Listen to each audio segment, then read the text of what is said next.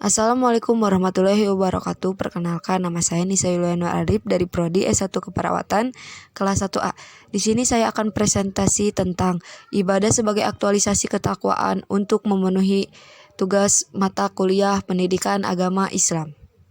Makna ibadah. Sebelumnya kita harus mengetahui dulu apa itu ibadah.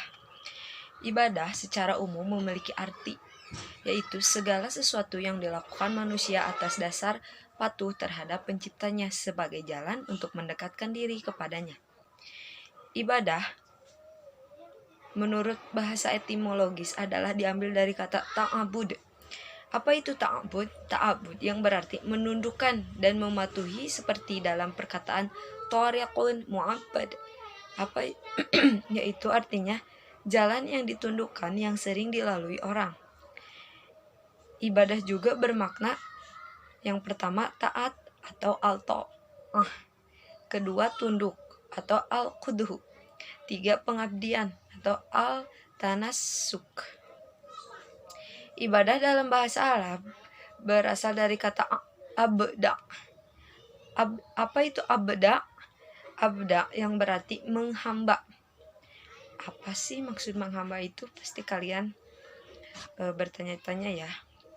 Jadi menghamba itu pada dasarnya manusia meyakini bahwasannya dirinya hanyalah seorang hamba yang tidak memiliki keberdayaan apa-apa, sehingga ibadah adalah bentuk taat dan hormat kepada Tuhannya. Adapun dalam secara istilah, ibadah adalah mendekatkan diri kepada Allah dengan mengerjakan segala perintahnya dan menjauhi segala larangannya, dan mengamalkan segala yang diizinkan Allah. Sementara menurut jumhur ulama, ibadah adalah nama yang mencakup segala sesuatu yang disukai Allah dan yang diridhoinya, baik berupa perkataan maupun perbuatan, baik terang-terangan maupun diam-diam. Soleh Sohibi dan Other 2008. Nah, berdasarkan pengertian yang tadi kita sudah bahas, dapat kita simpulkan, maka makna ibadah adalah upaya untuk mendekatkan diri kepada Tuhan dengan menjalankan segala perintah dan menjauhi larangan Allah Subhanahu wa Ta'ala, dengan menumbuhkan kesadaran diri manusia bahwa ia adalah makhluk Allah Subhanahu wa Ta'ala yang diciptakan sebagai insan yang senantiasa mengabdi kepadanya.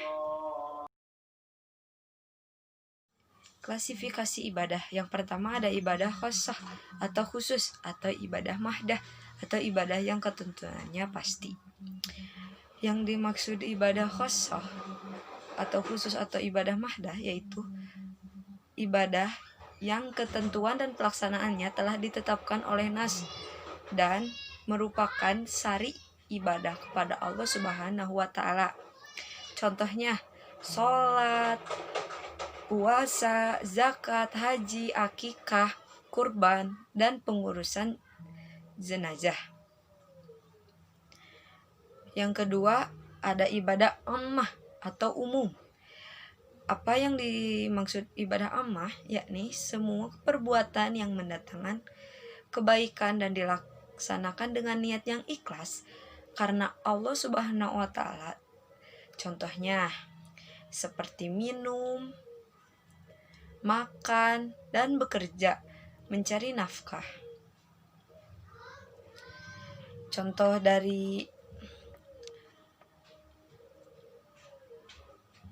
ragam ibadah muamalah atau ibadah ammah juga banyak sekali ragamnya, bahkan lebih luas cakupannya dari aspek ibadah ritual. Misalnya transaksi ekonomi seperti jual beli, sewa menyewa, kerjasama, atau kehidupan bermasyarakat seperti bagaimana kita bertetangga, bagaimana kita berkeluarga, atau juga seperti berpolitik. Dalam hal ini, inovasi diberikan ruangan sebesar-besarnya selama tidak ada dalil kuat yang secara tegas melarangnya. Yang pertama, satu, mewujudkan hubungan antara hamba dengan Tuhannya. Yang kedua, mendidik mental dan menjadikan manusia ingat akan kewajibannya. 3. Melatih diri untuk kedisiplinan, untuk berdisiplin. Begitu juga dalam hidup ini, kita tidak pernah meminta untuk lahir ke alam dunia. Kita tidak pernah meminta dilahirkan di mana dan bagaimana bentuk wajah serta warna kulit kita. Itu semua adalah anugerah dari Sang Pencipta. Maka jauh di lubuk hati kita yang terdalam akan muncul suatu pertanyaan. Siapa yang memberikan ini semua? Melalui proses perenungan yang panjang dan mendalam, sampailah jawaban kita bahwa yang memberi ini semua adalah Allah. Maka hal ini akan mendorong kita secara fitrah untuk senantiasa berterima kasih kepada Allah Subhanahu wa Ta'ala. Berterima kasih kepada Allah tidaklah seperti berterima kasih kepada manusia. Misalnya cukup mengucapkan terima kasih, melainkan mempergunakan apa yang Allah anugerahkan kepada kita dalam digunakan sesuai dengan kehendak dan keridhaan si pemberi. Perbuatan manusia yang senantiasa berterima kasih kepada Allah, itulah yang disebut dengan ibadah. Untuk memudahkan manusia menyalurkan fitrah berterima kasih kepada Allah, maka Allah mengutus para nabi dan rasul untuk menyampaikan suatu risalah. Bagaimana seharusnya manusia berterima kasih kepadanya, yakni dengan menjalankan serangkaian tata cara ibadah. Selanjutnya ketika kita membuat sesuatu tak mungkin tanpa sebuah tujuan, begitu juga Allah saat menciptakan kita dan lahir di dunia pasti memiliki tujuan. Adapun salah satu tujuan Allah menciptakan manusia itu semata-mata untuk beribadah kepadanya. Hal ini bukan berarti bahwa Allah butuh kepada ibadah kita, tetapi karena kasih sayang dan maha tahunya Allah akan kebutuhan manusia. Oleh karena itulah ibadah merupakan suatu kebutuhan manusia.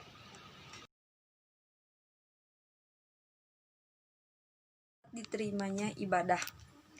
Agar suatu ibadah itu dapat diterima oleh Allah Subhanahu wa Ta'ala, maka beberapa hal berikut ini sangat penting untuk diperhatikan, yakni yang pertama, kesahan suatu amal. Hal ini penting untuk diperhatikan bahwa amal yang dilakukan telah sesuai dengan kehendak syara. Menurut fikih, sah merupakan lawan dari batal dan perbuatan yang dihukumi syah apabila memenuhi rukun dan syaratnya. Syarat yaitu sesuatu perbuatan tidak sah kecuali ada syarat itu, tetapi ia bukan bagian dari perbuatan itu. Contohnya, wudhu adalah syarat sahnya sholat, tapi wudhu bukan bagian dari sholat. Adapun rukun dapat diartikan sebagai suatu perbuatan tidak sah kecuali ada rukun itu dan bagian dari perbuatan itu. Contohnya, tidak sah sholat jika tidak membaca Al-Fatihah. Itulah contoh dari kesahan suatu amal. Yang kedua, keikhlasan seorang hamba.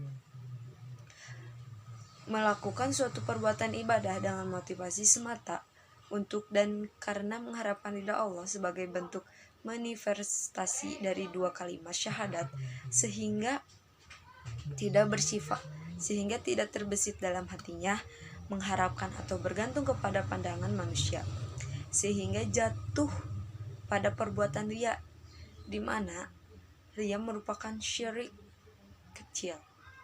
Yang ketiga, senantiasa beramal dan bermujahadah dalam beramal. Melaksanakan suatu peribadatan bukan sebatas kegiatan rutinitas atau menggugurkan kewajiban semata, namun terus berupaya untuk senantiasa bersungguh-sungguh meningkatkan kualitas ibadahnya di samping kualitasnya. Sesungguhnya dalam meningkatkan kualitas suatu ibadah dengan senantiasa didukung oleh kedalaman ilmu dan kebeningan hati yang suci. Yang keempat, ittiba. Apa itu ittiba? Ittiba artinya mencontoh atau sesuai dengan tuntunan Rasulullah. Jadi kita harus mencontoh sikap, kegiatan maupun sehari-hari Rasulullah sesuai dengan tuntunan yang diajarkan Rasulullah Shallallahu Alaihi Wasallam. Yang kelima, melaksanakan pesan moral ibadah. Setiap bentuk ibadah memiliki pesan moral di dalamnya. Diterima tidaknya ibadah seseorang sangat bergantung juga sejauh mana kita memahami pesan moral atau nilai-nilai yang terkandung di dalam ibadah itu diaktualisasikan dalam kehidupan sehari-hari sebagai wujud dari ketakwaan kita kepada Allah. Misalnya bisa kita ambil contohnya bahwa sholat bukan sebatas gerakan yang diawali dari takbir dan diakhiri oleh salam, melainkan kemampuan diri dalam mencegah perbuatan keji dan munkar dalam kehidupan sehari-hari.